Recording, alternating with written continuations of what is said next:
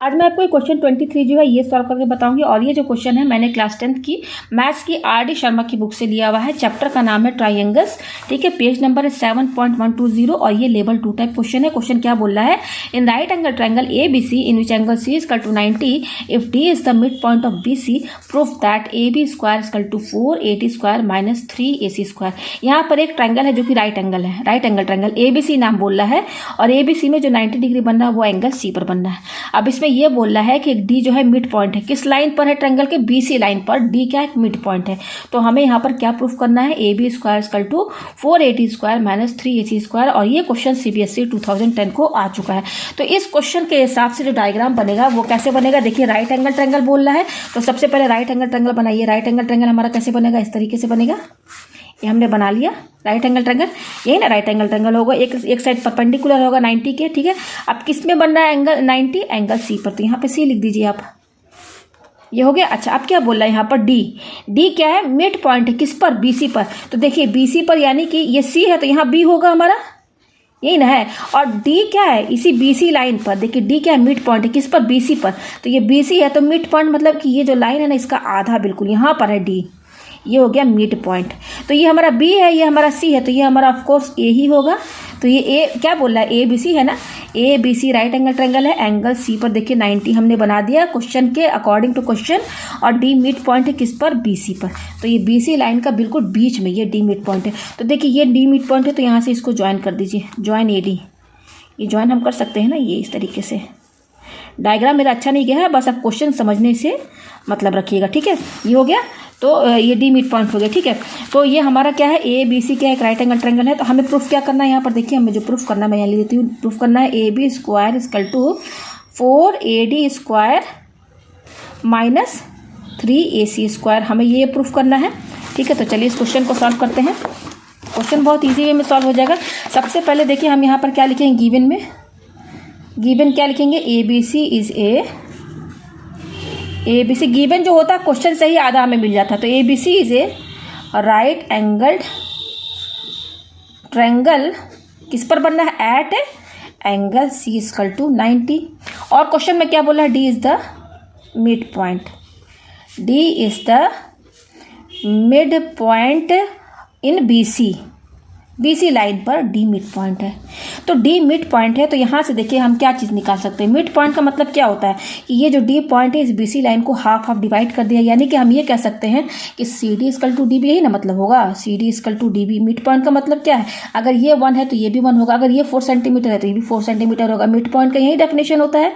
तो C D equal to D B हमने लिख दिया। और हम क्या लिख सकते हैं यहाँ से, और क्या चीज़ निकाल सकते हैं, देखिए मिड पॉइंट जो बोल रहे हैं ना, यहीं से क्वेश्चन हमारा सॉल्व होगा।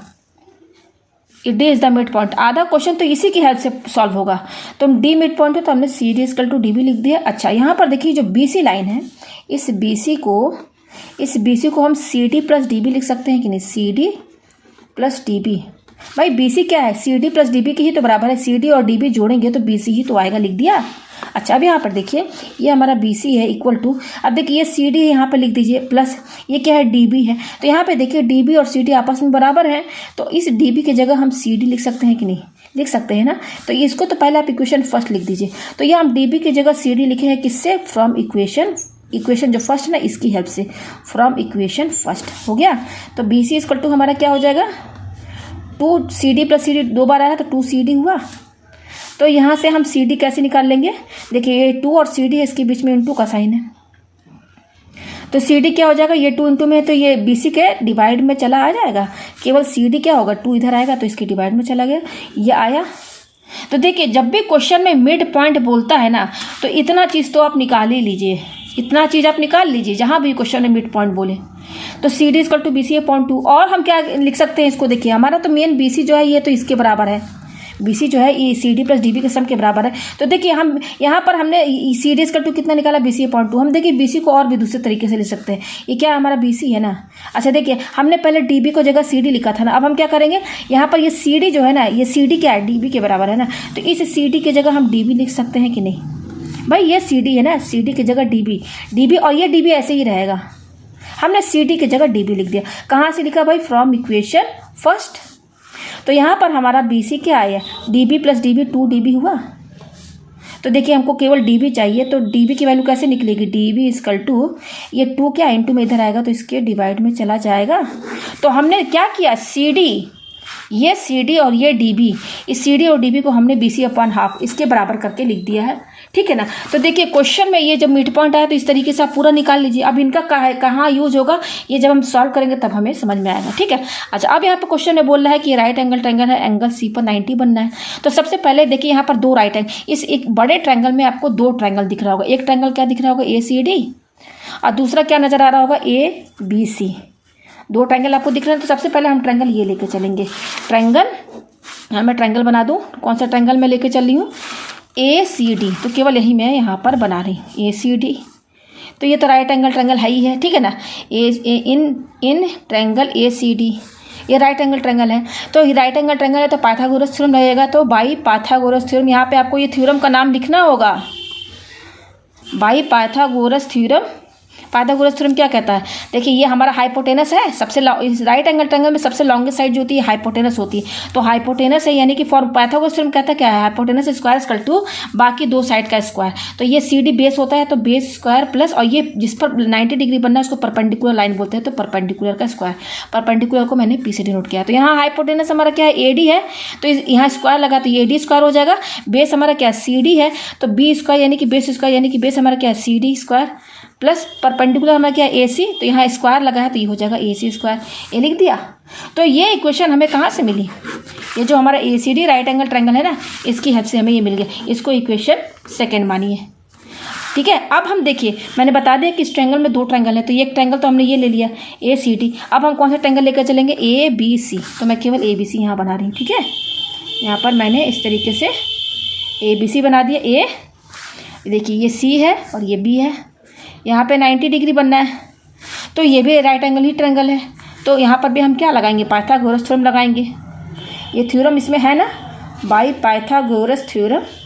पाइथागोरस थ्योरम क्या कहता है, इसका स्क्वायर जो लॉन्गेस्ट साइड है, hypotenuse square equal to base square plus perpendicular square. तो हाइपोटेनस इसमें क्या हमारा ए बी है, तो यानी कि ए बी स्क्वायर। बाकी है क्या, ये हमारा बेस है, तो बेस हमारा क्या है, बी सी स्क्वायर, और परपेंडिकुलर क्या हमारा ए सी है, तो ए सी स्क्वायर। तो ये हमें तीसरी इक्वेशन, ये हमें ये फर्स्ट सेकंड इक्वेशन हमें ये मिला इस ट्रायंगल से, और तीसरा इक्वेशन हमें इस ट्रायंगल से मिला, तो उसको थर्ड इक्वेशन मानिए। अब ये इक्वेशन और ये इक्वेशन एक साथ पहले लिख लीजिए, क्या है, A D square equal to क्या है, C D square plus A C square, ये है, ठीक है हमारे पास। तो यहाँ पर देखिए ये A D square equal to C D square plus A C square, ये इक्वेशन मैंने लिख लिया। दूसरा हमारा क्या है, A B square equal to ये क्या है, बी सी स्क्वायर प्लस ये क्या है हमारा, ए सी स्क्वायर, ये है, ठीक है। ये दोनों इक्वेशन हमने लिख लिया। हमें यहाँ पे प्रूफ क्या करना है, देखिए हमें जो प्रूफ करना है वो क्या है, ए बी स्क्वायर, मैं यहाँ लिख देती हूँ जो प्रूफ करना है, A B square equal to 4AD square minus 3AC square. मैं यहाँ पर ये लिख लेती हूँ, हमें ये प्रूफ करना, ठीक है ना। तो देखिए कैसे प्रूफ करेंगे, यहाँ पर हमारे पास क्या है, C D equal to B C upon 2, ठीक है, और D B equal to B C upon 2, यह है हमारे पास, ठीक है।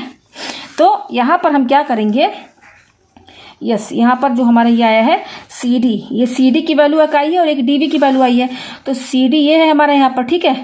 और तो सी डी जो है यहाँ पर, ये जो सी डी आपको दिख रहा है, इस सी डी के जगह ये देखिए सी डी की वैल्यू क्या है, बी सी अपॉन 2 है।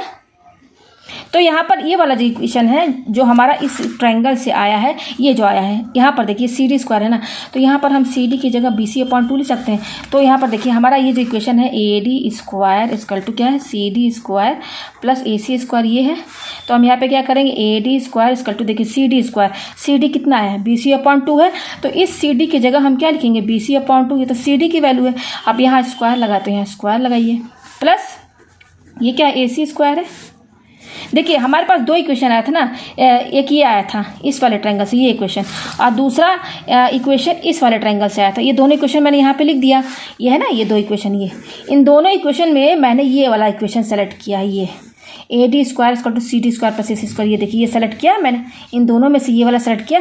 इस वाले इक्वेशन में मैंने सी डी की जगह क्या रखा है, बी सी अपॉन 2 रख दिया। अब थोड़ा सा इसको पहले सॉल्व कीजिए, तो A D square equal to ये क्या, बी सी अपॉन 2 का होल स्क्वायर है, दोनों को 2 बार इंटू करना है, तो बी सी को 2 बार इंटू करेंगे तो बी सी स्क्वायर हो जाएगा, 2 को 2 बार इंटू करेंगे तो 2 2 जा 4 हो जाएगा, प्लस ये हो जाएगा ए सी स्क्वायर। अच्छा, ये AC स्क्वायर इसको अपॉन 1 हम लिख सकते हैं ना। अब हम इसका एलसीएम लेंगे, देखिए इन दोनों का, तो एलसीएम लेंगे तो 4 आएगा नीचे, फिर 1 को BC स्क्वायर से इंटू करेंगे तो ये BC स्क्वायर ही होगा, फिर प्लस 4 जो है इससे इंटू होगा तो 4AC स्क्वायर होगा। तो हमारे पास क्या आया, AD स्क्वायर इक्वल टू ये क्या है, BC square plus 4AC square upon 4, ये आया। इसको अपॉन 1 कर लीजिए, अब कीजिए क्रॉस मल्टीप्लाई, तो 4 जो है इससे इंटू होगा तो ये क्या हो जाएगा 4AD स्क्वायर इक्वल टू 1 से ये पूरा इंटू होगा, तो 1 से इंटू होने पर तो ये इतना ही आएगा BC square plus 4AC square. तो देखिए हमने इन दोनों इक्वेशन में से ये वाला इक्वेशन मैंने सेलेक्ट किया था और इसमें मैंने CD की वैल्यू रखा BC/2। तो जब इसमें CD की जगह मैंने BC/2 रखा, पूरा सॉल्व किया, तो देखिए ये आया, पूरा एलसीएम लेने पर ये आया। ये हमारा यही वाला इक्वेशन जो है ना, इसी को और थोड़ा सिंप्लीफाई जब इसमें वैल्यू रख दिया गया CD की जगह, तो ये आ रहा है। अब देखिए सेकंड इक्वेशन का तो अभी यूज़ नहीं हुआ है ना, देखिए सेकंड इक्वेशन हमारा ये बचा हुआ है ना, इसका कोई यूज़ नहीं है ना। देखिए कैसे यूज होगा हमारा, देखिए ये जो इक्वेशन आया है इस वाले से, इसमें से हम ये BC स्क्वायर जो है ना, BC स्क्वायर की वैल्यू हम निकाल लेते हैं यहाँ से, इस वाले इक्वेशन से BC स्क्वायर, तो ये BC स्क्वायर यही रहेगा, ये 4AC स्क्वायर हम इधर लेकर आएंगे। तो देखिए ये 4AD स्क्वायर यहाँ लिख लीजिए, ये क्या प्लस 4AC स्क्वायर प्लस है, इधर आएगा तो निगेटिव हो जाएगा, इक्वल टू, और ये BC स्क्वायर यहीं पे रहेगा, समझ में आया। तो इस AD स्क्वायर इस इक्वेशन में हमने CD की वैल्यू रखी, तो ये आया, यहाँ से हमने BC स्क्वायर की वैल्यू ये निकाल दिया, ये देखिए। अब ये वाला इक्वेशन यूज़ नहीं हुआ है ना, तो ये जो BC स्क्वायर की वैल्यू जो ये है ना, ये वैल्यू यहाँ पर रखेंगे इसमें। तो ये हमारा सेकंड इक्वेशन हमारा क्या है, देखिए ये थर्ड इक्वेशन जो है, इसको मैंने थर्ड इक्वेशन माना था ना, ये देखिए यहाँ पे मैंने लिखा है ना, क्या है AB square equal to BC square plus AC square, ये है ना। तो देखिए ये AB स्क्वायर यहाँ लिखिए इक्वल टू BC स्क्वायर, देखिए BC स्क्वायर किसके बराबर, इसके बराबर है ना, तो इस BC स्क्वायर की जगह हम ये वैल्यू रखेंगे, तो 4AD square minus 4AC square plus AC square ये है, फिर ये क्या हो जाएगा AB स्क्वायर इक्वल टू, अब देखिए यहाँ पर ये 4AD स्क्वायर, अब देखिए ये है 4AC माइनस 4AC स्क्वायर, और यहाँ पर AC स्क्वायर, यहाँ पर कुछ भी नहीं है तो 1 तो माना जाएगा, तो ये है माइनस 4AC स्क्वायर, ये है प्लस 1AC स्क्वायर, यानी कि एक 4AC square minus plus minus, तो 4 में से आप 4AC स्क्वायर में से 1 माइनस कर देंगे AC स्क्वायर, तो क्या बचेगा 3AC स्क्वायर बचेगा। अब इन दोनों में बड़ा क्या है, हमारा 4 बड़ा है, तो इसका साइन क्या है निगेटिव, यहाँ निगेटिव साइन होगा, तो ये आ गया ना, हमें यही प्रूफ करना था ना। देखिए AB square equal to 4AD square minus 3AC square यहाँ पर आ गया, तो ये हमारा यहाँ पर प्रूफ हो गया। तो उम्मीद है आपको ये क्वेश्चन अच्छे समझ में आ गया होगा।